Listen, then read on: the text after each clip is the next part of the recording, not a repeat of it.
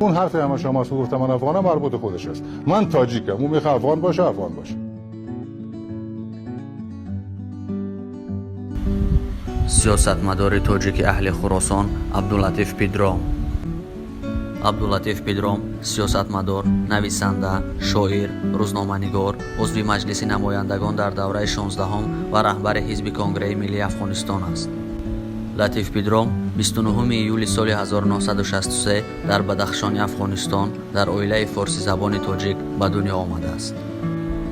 او نخست از پشتیبانان دولت کمونیستی افغانستان بود، اما خیلی زود به اشغال شوروی در افغانستان مخالفت کرد و به احمدشاه مسعود پیوست.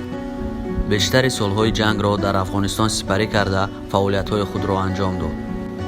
ولی در نهایت با پیشرفت گروه طالبان که بیشتر متشکل از پشتونها می باشد وادار شد به فرانسه سفر کند. لطیف پیدرام در فرانسه علوم سیاسی مطالعه کرد و برای ترویج شعر و ادبیات فارسی تلاش کرد. پس از سرنگونی طالبان باشد به افغانستان برگشت. لطیف پیدرام یکی از حامیان اساسی فرهنگ و تمدن تاجیکان در افغانستان می باشد. سازمان دهنده و راهبر شورای تاجیکان افغانستان بوده از حق تاجیکان در افغانستان دفاع می کند. او 3 بار در انتخابات رئیس جمهوری در افغانستان نامزد شده است.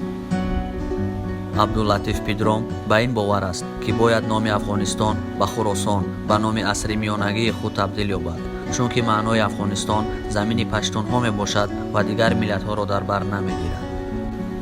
لطیف پیدرام در بسیار چاره‌بینی ها تاجیکستان را زیارت نموده با روشنفکران تاجیکستان دیدار می کند. وی سال 2012 برای خدمت‌هایش در گسترش مناسبت‌ها و روابط میان تاجیکستان و افغانستان شهروند افتخاری تاجیکستان قبول دانسته شد.